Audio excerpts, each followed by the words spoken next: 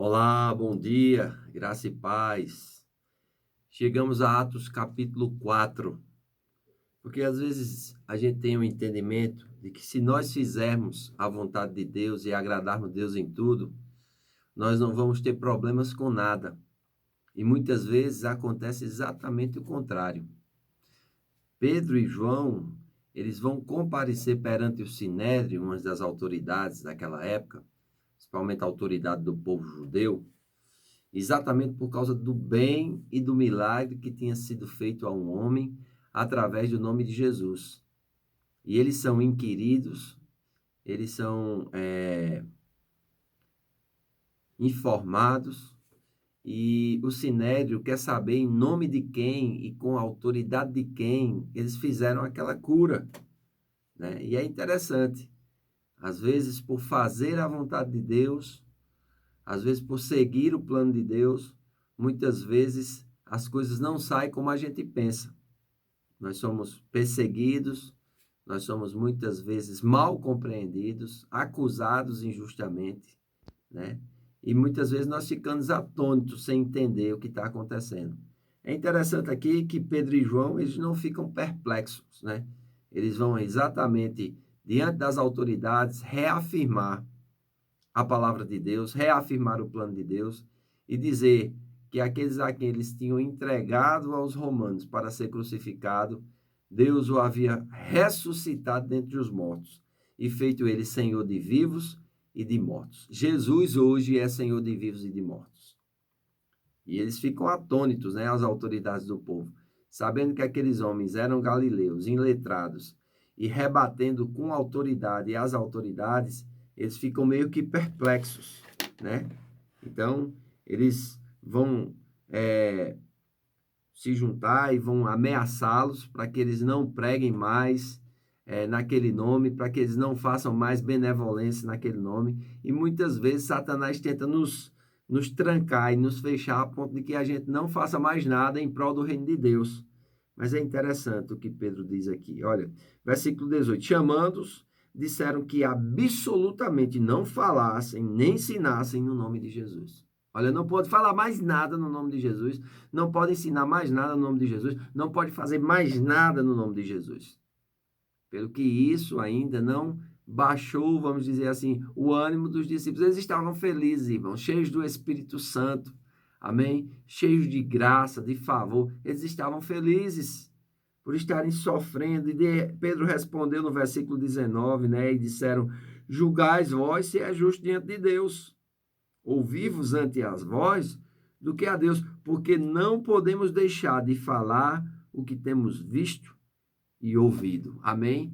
O problema hoje é que muita gente, por não ter essa experiência com o Espírito Santo e não guardar a, a, a, a bênção da salvação, eles não têm visto nada, eles não têm ouvido nada e não têm o que dizer. Porque Jesus disse, olha, fique em Jerusalém até que do alto vocês sejam revestidos de poder, mas recebereis poder ao descer sobre vós o Espírito Santo e sereis minhas testemunhas. Amém? Eles estão sendo aqui o que Jesus disse que iria acontecer, irmãos. Estão sendo testemunhas daquilo que eles têm visto, daquilo que eles têm ouvido. Eles não poderiam se calar, mas as autoridades tentam abafar, amém? Mas não fazem nada, só ameaçam e soltam, por causa do povo. Eles tinham medo do povo. Sempre é assim. Os líderes sempre vão ter medo do povo. Aquele que é cheio do Espírito Santo sempre vai guiar o povo, sempre vai instruir o povo. Amém? E quando eles são soltos, eles vão para os seus e contam tudo o que disseram os principais sacerdotes e os anciãos. Versículo 23. E é interessante. A igreja se une em oração. Começa a orar orações bíblicas. Eu não sei como é que você ora, irmãos, mas tem muita gente que só faz oração de petição ou oração do desespero. Nós precisamos aprender a estudar essas orações bíblicas, como essa de Atos capítulo 4, Efésios capítulo 1, Efésios capítulo 3.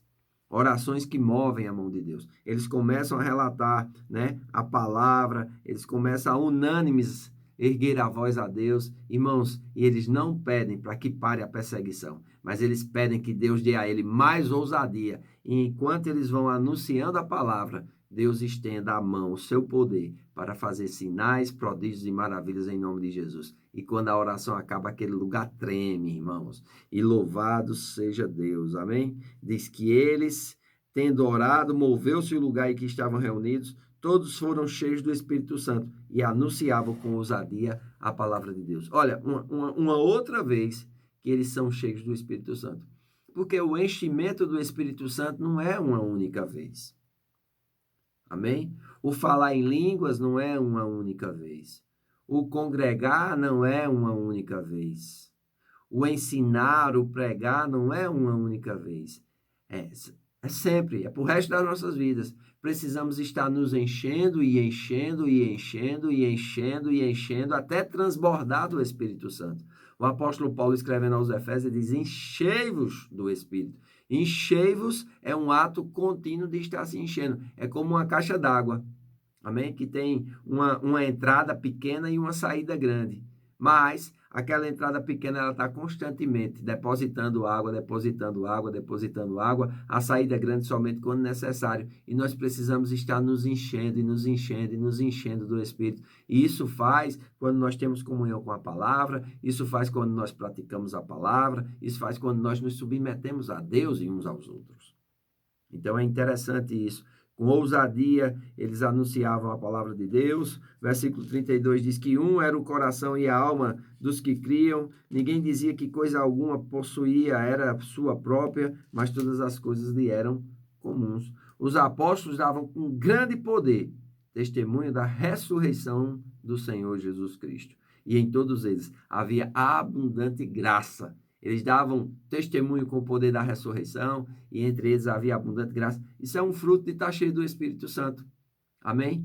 Dar testemunho com poder e haver abundante graça. O que é graça? Favor imerecido.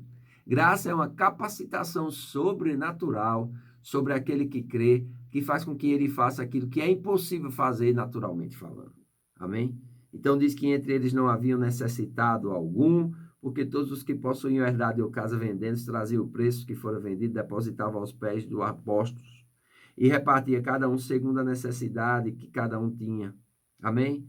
Então nós vemos aqui José, Barnabé, um homem importante, porém um levita natural de Chipre. Os levitas não podiam ter posses, mas esse homem aqui tinha uma herdade. E ele percebe, rapaz, eu quero mergulhar nisso aí, eu quero me envolver nisso aí. E ele pega aquela herdade, vende, traz todo o dinheiro e deposita aos pés dos apóstolos. Irmãos, que coisa maravilhosa.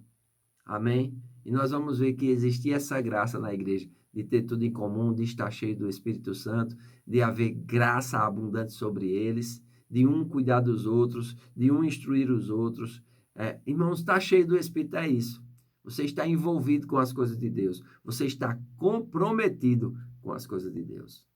Você está comprometido com a obra de Deus?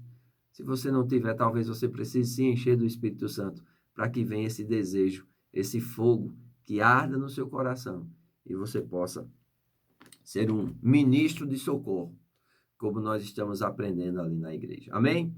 Segunda-feira, uma boa semana, Deus te abençoe, que você tenha um excelente trabalho, que você tenha um tempo maravilhoso aí na presença de Deus. Nossa jornada de oração continua. Compartilhe o vídeo, amém? Chama teus amigos a participarem do nosso canal no Telegram. Entrar no Telegram, coloca lá na lupa relógio de oração.